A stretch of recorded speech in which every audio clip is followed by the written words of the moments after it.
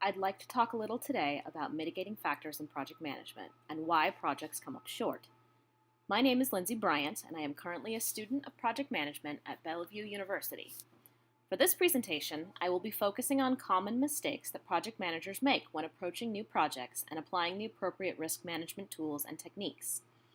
Some of the most human mistakes include discounting the influence of personal bias, overconfidence, missing opportunities due to focusing too much on risk, and the misuse of project management tools. Personal bias shapes our choices in everyday life, and project management is certainly no exception. Project managers look to their past experience and their personal knowledge of the project's subject matter to shape their decisions and assign risks to a project. J. Richard Horne states that when a person begins the process of evaluating risk, their first-hand experiences and education will guide their thinking. Experiences and education provide an initial frame of reference for a project. Project managers do not need to be subject matter experts. However, a basic understanding of the project focus is crucial, and a project manager should be thorough when educating themselves on the subject matter of the project, as it will serve to inform many of their future decisions and judgments. The project manager having extensive knowledge of the project focus can be an asset to the project, but the potential for overconfidence is a real problem.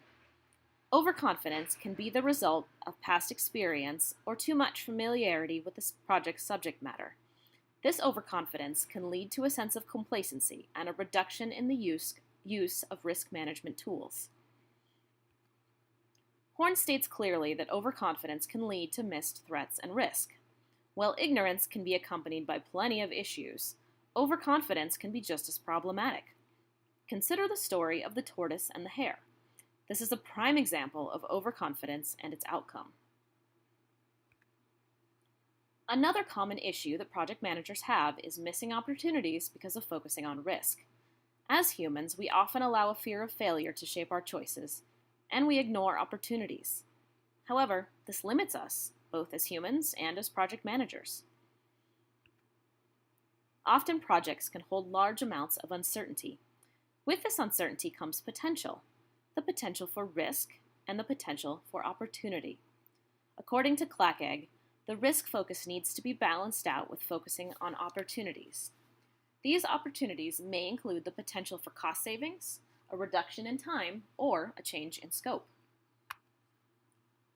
Besner and Hobbs state that there are over 100 commonly used tools and techniques in the field of project management, including the practice of risk management. You will notice on this table that risk management is the tool only second to database usage in terms of potential.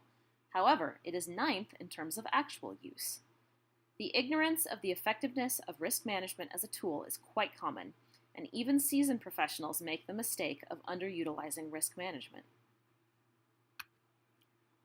Besner and Hobbs point out that the practices and tools used to manage risk are easier to use and were designed to manage risks in well-defined projects. Uncertainty can strongly impact a project, and often the anticipation of this uncertainty can be problematic. While logic would dictate that risk management be used more in uncertain situations as a means to manage this uncertainty, risk management is often used less. Though it is easier to apply in situations with low uncertainty, risk management was found by Besner and Hobbs to be the most effective tool for dealing with uncertainty. Besner and Hobbs quote a 2006 Hartman and Cron study that concluded that risk management is the most important skill or competence required for projects with high uncertainty. When risk management tools are utilized also contributes to their effectiveness. Traditionally, the bulk of risk management assessments are done during the planning period and taper off as a project moves into the execution stages.